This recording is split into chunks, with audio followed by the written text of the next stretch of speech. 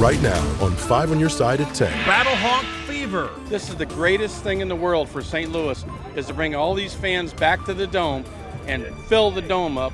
Highlights of the first professional football game St. Louis has seen in nearly 20 years.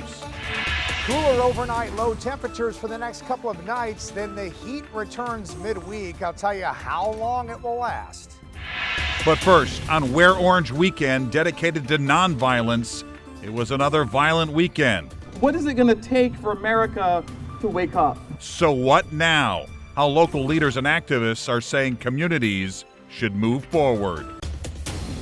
Good evening, I'm Mike Bush. A shooting at Kenneman Park Friday night left 1 dead and 4 injured. And this just in, St. Louis County Police have identified the deceased victim as a 28-year-old man named Terrence Lambert. That incident was one of several shootings over a weekend when activists were pushing for peace. 5 on your side's Laura Barczewski is in studio with more. Laura? Mike, this weekend was Wear Orange weekend, where groups like Moms Demand Action asked people to wear orange to raise awareness of the efforts to end gun violence, yet shots rang out at least half a dozen times.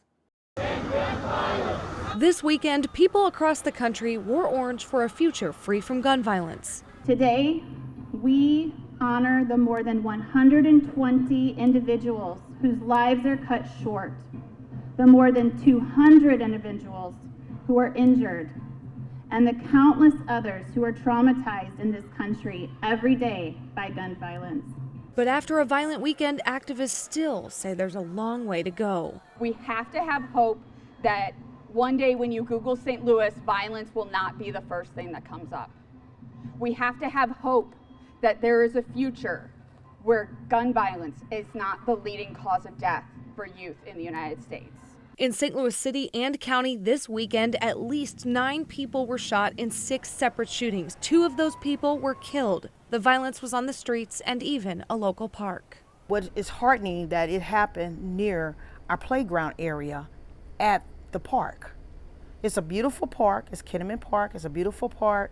And for this to happen, you know, I overheard a couple of people saying they were ducking. St. Louis County Police are still investigating what happened Friday night at Kenneman Park in Jennings, where 5 people were shot. And it's a tragic incident, and that's really what matters, that, you know, the tragic incident happened, and something needs to be done about it. One of them, 28-year-old Terrence Lambert from St. Louis, was killed. Police say at this point they don't believe this was a random act of violence. It's very sad at the end of the day that a lot of stuff happens, but at the end of the day, like, I feel like it's something we can't control, but how long will it take for us to really stop it is like, I don't think it'll ever happen, but it's just real sad to me how, like, our young people is getting taken away from stuff like this. So.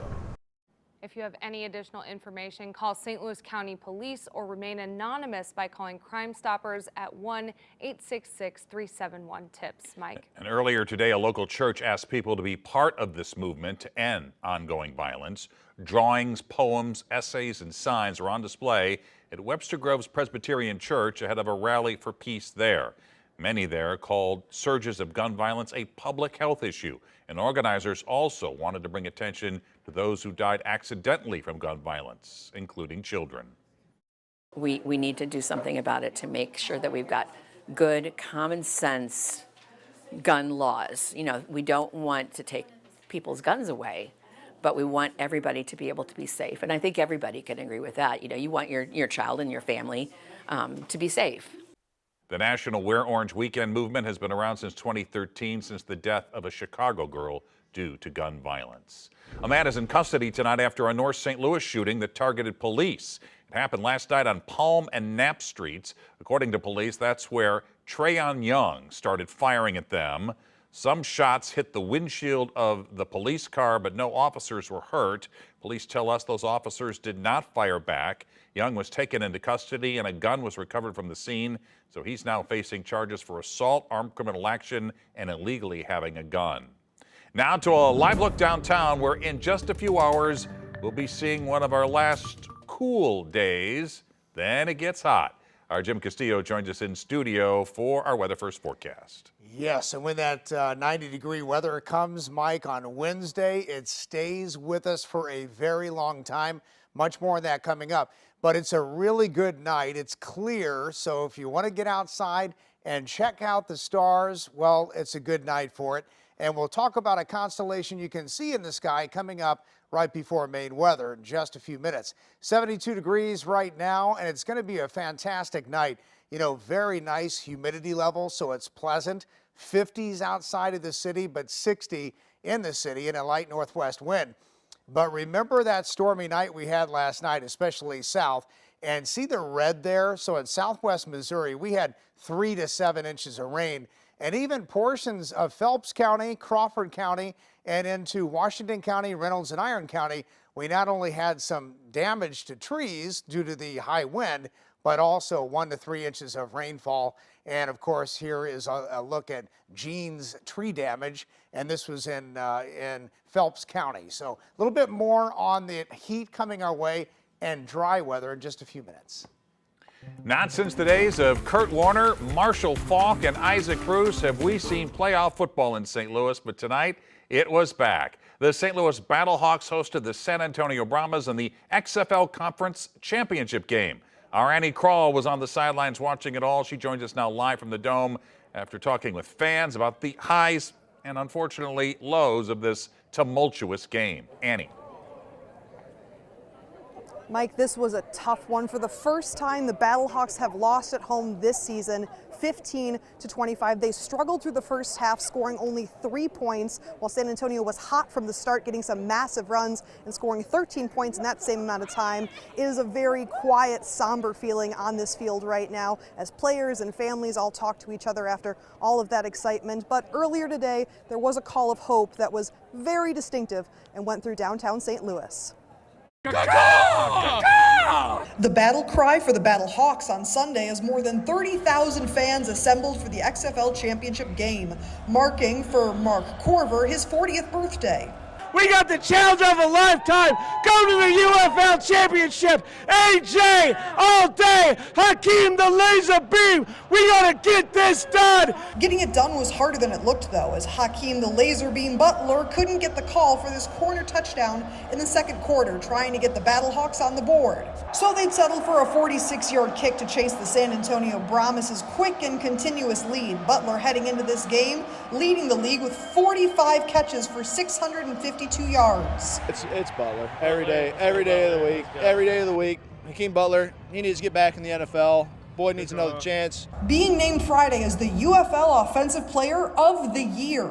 Butler, a season-long magnet for former Cincinnati Bengals quarterback A.J. McCarron. McCarron, they're all great players, but you know what? We got the world's greatest manager in Anthony Beck, and he is the man. As he signed my helmet, he is the man. Tony Russberg is just one of many season ticket holders here for one big reason. It's the fans. These are all ex-Ram fans, and listen, this is the greatest thing in the world for St. Louis, is to bring all these fans back to the Dome and fill the Dome up and support the XFL St. Louis Battlehawks. Definitely good for St. Louis. They counted us out as football fans here in St. Louis. Plus supporting our city as we host the UFL Championship at the Dome at America Center next Sunday. Butler, McCarron, and their Battlehawks will get another chance, but after tonight's heartbreaking loss by 10 points, that likely won't be until March of 2025, rather than next Sunday, right here for the UFL Championship game. Reporting live in St. Louis, Annie Krall, 5 on your side. Coming up, he's not just cleaning hallways, he's paving the way to brighter futures. There's nothing better than pouring into the life of our future and changing the trajectory of their mindset. The custodian who's giving high school seniors a head start as they head to college. Cooler overnight lows, comfortable humidity levels for a few days, and then the heat makes a comeback. I'll have the numbers. And I hope you'll stick around with me after the news. I'll be hosting Sports Plus. We've got a lot more on the Battlehawks, plus the frustrating Cardinals were a little less frustrating today. And we'll be talking fielding with the greatest shortstop to ever wear a baseball glove, Ozzie Smith. And the Wizard can still pick it, even though he hasn't played in almost 30 years. If you played today, you know, how would you rank? I said, oh, I'd probably be in the top 5, but hell, I'm 70 years old. Plus, can you believe it's been 5 years since the Blues won the Stanley Cup? I can't. We're going to get some perspective on where we've been in 5 years and where the Blues are going. Sports Plus in about 20 minutes.